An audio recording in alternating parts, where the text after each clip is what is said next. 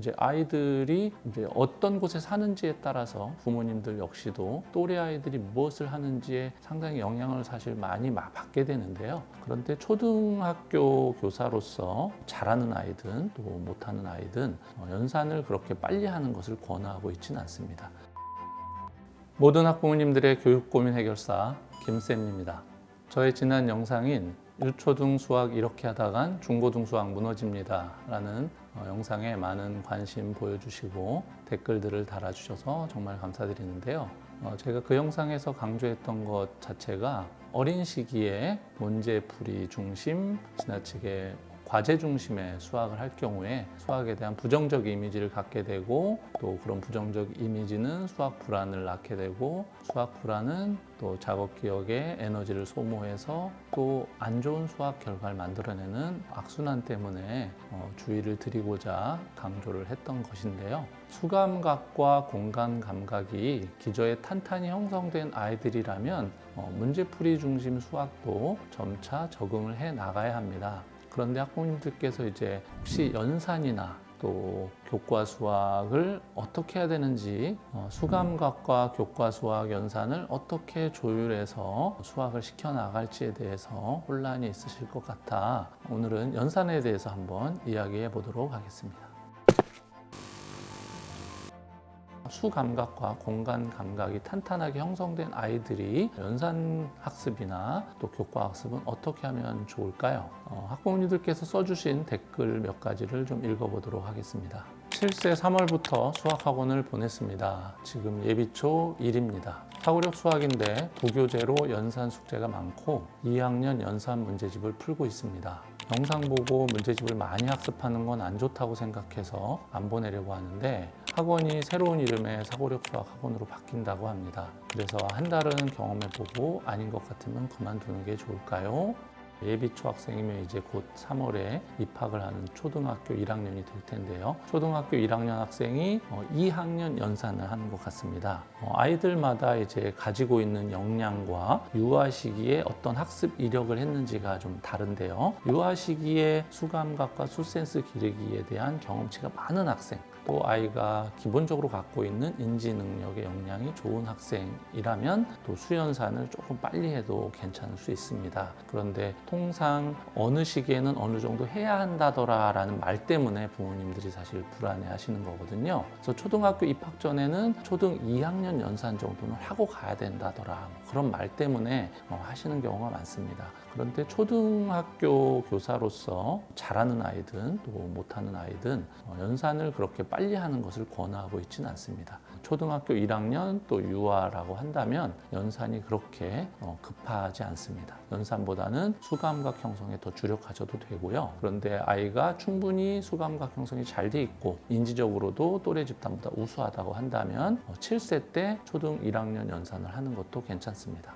단 아이가 재미있게 하고 있다면, 그리고 초등학교 1학년 때 한 학기 정도 빠른 연산을 하는 것 정도는 우수한 아이들 경우 재미있게 잘하는 것을 많이 볼 수 있습니다. 하지만 지금 학령의 것들을 잘 하기 어려워한다든지, 또 아이가 수감각에 대한 어떤 경험들이 적다고 한다면 수감각 형성을 위해 시간을 더 쏟는 것을 권장드립니다. 또 하나의 이 질문이 연산뿐 아니라 또 사고력 수학에 대한 이야기가 함께 나온 것 같습니다. 사고력 수학 문제라면 문제를 더 많이 풀어도 되는 게 아닐까라는 희망을 갖고 또 말씀 주신 걸 수도 있는데, 사고력 수학 문제든 교과 수학 문제든 아이가 수용해내기에 넘치는 학습량이나 학습 난이도의 문제들이라면 바람직하진 않습니다. 가장 좋은 난이도와 학습량은 너무 루즈하지도 않고 너무 벅차지도 않은, 그래도 좀 텐션이 있는 정도, 그 부분은 이제 부모님이 가장 잘 아실 거라고 생각하고요. 이 텐션 있는 부분을 조금 더 위로 끌어올려 주는 게 좋잖아요. 근데 이 부분은 부모님의 보상 스킬과 동기부여 스킬에 달려 있어요. 학습은 조금 힘들지만 그 학습 외적인 동기부여나 학습 외적인 보상이 이것을 상쇄할 만큼 좋은 것이라면 아이들은 그것을 또 감당해낼 수 있거든요. 그래서 사실 초등 저학년 시기, 유아 시기에는 놀이 중심의 학습이 1번으로 중요하고, 놀이 중심 학습을 뛰어넘는 문제 문제집을 푸는 행위라든지 앉아서 연산을 하는 행위들이 재미있으려면 그 학습 외적인 보상과 동기부여를 잘 해준다면 아이가 연산도 재미있게 하고 또 정확한 계산력, 또 빠른 계산력들을 키울 수가 있게 되겠죠. 댓글로 남겨주신 질문 중에 또 한 가지의 사연이 있어서 소개해드리고 싶은데요. 예비초 3 남아 친구들 선행을 하는 걸 보고 자기도 해보고 싶다고 하는데 2학년 2학기 최상위 수학 매일 한 장, 기적의 계산법 3학년 1학기 연산 한 장을 풀고 있습니다. 연산은 잘한다 싶은 것들은 살짝살짝 뒤로 단계를 넘어가면서 풀리고 있는데 아이가 연산을 지루해하는 편이라서 연산을 줄이고 대신 살짝 교과 선행을 해봐야 되는지 고민하신다라는 내용이었어요. 사실 예비초면 이제 2학년이잖아요. 예비초 친구들 중에 또래 친구가 5, 6학년 한다면 되게 학구율이 높은 이제 메인 시티에 있는 지역이라고 추측됩니다. 전국적으로 이제 제가 교과서 집필을 하거나 교육개정 설계에 참여를 해보면 우리나라에 있는 지역 간 격차, 아이들의 그 격차가 상당히 스펙트럼이 넓습니다. 그런 이제 넓은 격차가 서울 안에는 다 모여 있고요. 지방 도서까지 합치면 이제 현행조차도 어려워하는 집단들의 아이들도 많은 반면에 또 강남 대치 쪽에 있는 아이들을 보면 선행은 기본이고 선행을 뛰어넘는 것들을 또 잘 해는 아이들도 사실 많은 게 현실입니다. 그렇다면 이제 아이들이 이제 어떤 곳에 사는지에 따라서 부모님들 역시도 또래 아이들이 무엇을 하는지에 상당히 영향을 사실 많이 받게 되는데요.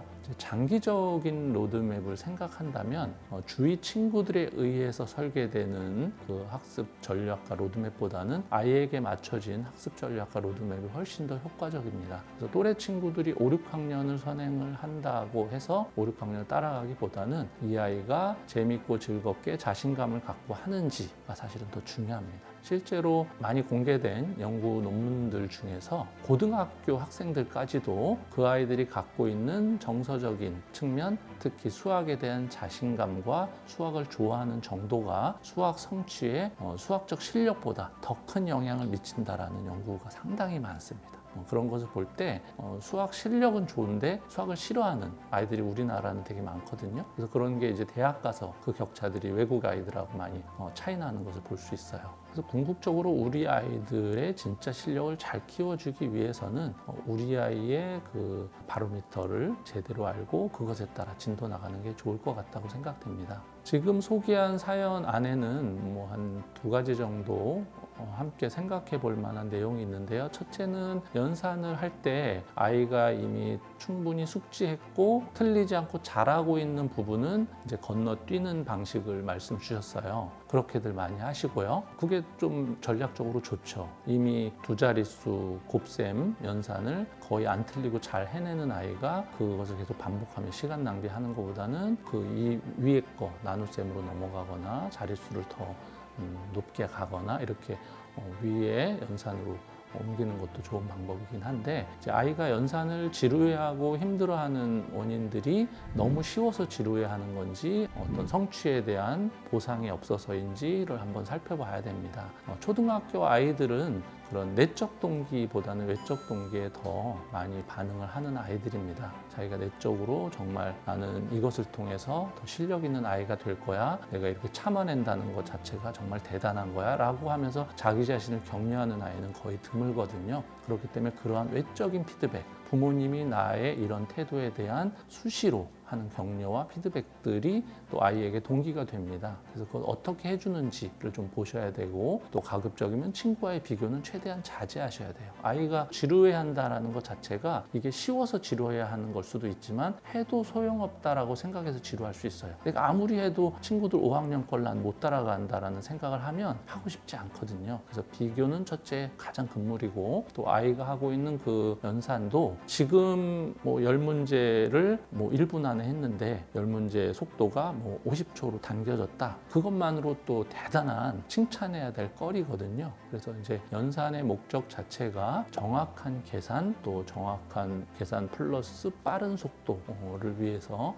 연산을 우리가 하는 거기 때문에 정확하면서 빠르게 하기 위한 또 시간을 주고 그 내용들도 풀면 아이도 또 재미있을 수 있습니다. 이전보다 한 번 더 빨리 풀어볼까 할 수 있고요. 위의 과정을 빨리 나가는 것도 좋은데 지금 본 과정을 잘 해내고 더 빠르게 하는 방식으로 연산 학습을 하는 게 연산 학습에서는 훨씬 더 효율적입니다. 그래서 연산을 지금 잘 하기 때문에 연산 선행을 하거나 연산을 잠깐 내려놓고 교과 선행을 한다라는 거는 좀 이제 비교하고 경쟁하는 지역에서는 그런 유혹을 많이 받으세요. 부모님들께서 그런 부분에 또 이렇게 압박감도 받으시고.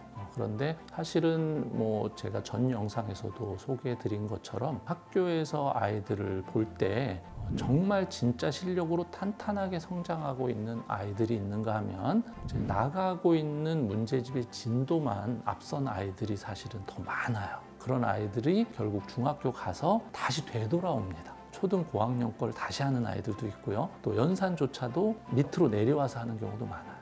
뭐 연산 자체가 초3 아이가 6학년 연산을 나갔다고 해서 초3, 초4 연산이 탄탄하지 않으면 다시 되돌아야 합니다. 그래서 너무 성급하게 빨리 나가려고 하기보다는 탄탄하게 다지면서 가시는 것이 나중에 시간도 절약할 수 있고 아이의 어떤 자신감 또 수학에 대한 긍정적인 이미지를 갖는데 더 큰 도움이 될 것이라고 말씀드리겠습니다. 학교 선생님들도 그렇고 학원 선생님들도 그렇고 모든 그 수학의 어려움을 겪는 아이들의 원인을 연산으로 보시는 분들이 생각보다 많으세요. 부모님들도 그렇게 보시는 분들도 많으시고요. 수 개념을 이해 못하거나 아니면 어떤 수학적인 원리를 잘 이해를 못하면 연산이 부족해서구나. 또 문제를 풀이할 때 자꾸 실수가 많은 아이한테 이것은 연산 부족이다 라고 보시는 그런 방식인 거죠. 사실은 아이가 수학적으로 어려워하는 원인들은 여러 가지가 있습니다.